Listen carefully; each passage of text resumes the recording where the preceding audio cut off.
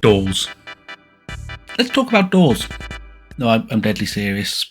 In the vast nightmare vortex of video gaming history, there's been nothing more effective at halting heroes, war criminals, and other assorted madmen than the humble door. Great armies? Child's play. Nightmarish abominations from the depths of the unfathomable abyss. It's easy. The almighty Dark Lord bent on destruction of reality itself? Pfft, screw that noise. What you really need to defeat a player is a 2-meter tall lump of wood. It's common for developers to buy a player's progress by just throwing a locked door at them, or maybe use one to hide some super fancy whatchamacallit, and some of the time that's just fine. A lot of the time though, see, there are several very common situations in which a locked door bars your path is lazy and also really bloody stupid. Let's go a pretty well-known example from a very niche and not so well-known franchise, Dark Souls. Yeah, I made that joke. Yes, I am creatively bankrupt. Anyway, Dark Souls throughout the entire series likes to gate off progress behind doors that are locked from the other side. Now this would be kind of understandable as roadblocks go. However, a lot of these locked doors are iron gates with massive holes in them. Okay, maybe they're locked by a specific key. Nope. You genuinely just have to interact with it from the other side. So there should be literally nothing stopping your character from just reaching through the bars and just, flicking the latch and just, The latch is on the outside. And it's not even something like Sen's Fortress, which is a massive flipping gate that requires literal giants to move. These are glorified garden gates with all the security you'd expect to find from one. Actually, thinking about it, even the wooden door locked from the other side, hell, just locked doors in general, shouldn't actually stop any Chosen One, Bearer of the Curse, or Ashen One. Why, I hear you ask? Well, let me tell you, my hypothetical friend. You can attack things. That probably sounds really dumb, but let me say it again, but slower and slightly more sarcastically.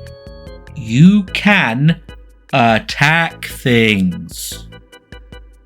Dark Souls is a game that lets you run around with weapons the size of Great Yarmouth and cause localized natural disasters with but a click of your fingers. You fell gods, for Christ's sake.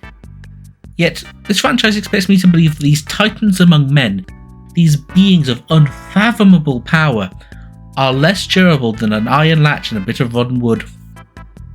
Sorry, FromSoft, I'm not buying it.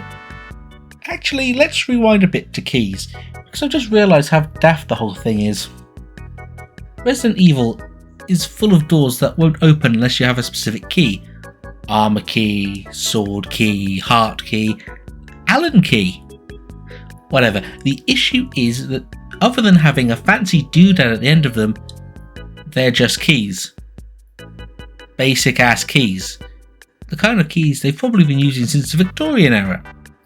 The kind that could be picked quite easily by someone that's, say, I don't know, some kind of master of unlocking. You, the master of unlocking. Rather than running around a zombie-infested mansion, finding random crap to guard around the place to complete a puzzle that gives you more stuff to take to the other end of the damned mansion to unlock a box that gives you a key to open this one specific door.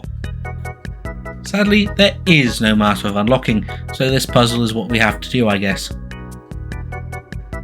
Or we could just kick the sodding door down. You have Chris Redfield, the boulder punching asshole. It would be so easy. God damn it. Oh, that's another point. Lockpicking. Fallout likes to use this a lot to pad out dungeons, and by dungeons, I mean scorched out buildings. And they have all these locked doors that you can jimmy open if you have bobby pins and the correct lockpicking level. Yes, somehow these couple 100-year-old ruins have locks so complex, so robust, that you need to be an absolute master of unlocking. You, the master of unlocking. I cannot stop myself, I'm sorry, to pick them. I'm pretty sure even a novice with enough time and pins could unlock pretty much any door in these places.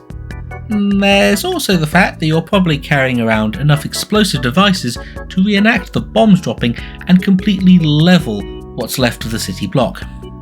Yes, I'm bringing up the flimsiness of doors yet again, because it gets way worse when A, it's ancient, B, it's pre-damaged, and C, you're a walking armory and you're literally carrying a miniature nuclear warhead.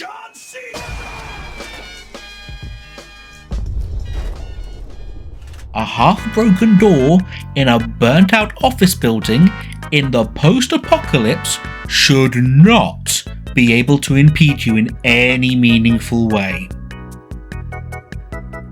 You know, this is painting me as some kind of door-hating nutjob. And you're right. But there are some doors that are fine. Namely, the big ancient ones. The ones that are locked by magic or some crazy mechanism or puzzle. Because they have clearly been designed to keep people out, and you can't just Kool-Aid man through them. There's just one issue with them, at least contextually. See, there's such a thing as the passage of time. Typically the leading cause of things being ancient. Now, for fancy magic doors, this isn't actually a problem because magic is BS and not constrained by the laws of reality. But for the big ancient mechanical ones, they have gone unmaintained for at least several hundred years. So if they haven't worn away and crumbled into rubble, they shouldn't be completely functional. Especially when it comes to those relief doors the Resident Evil series is so fond of, because they seem to rely on the objects being complete. So what happens if they're chipped, or cracked, or otherwise broken beyond repair?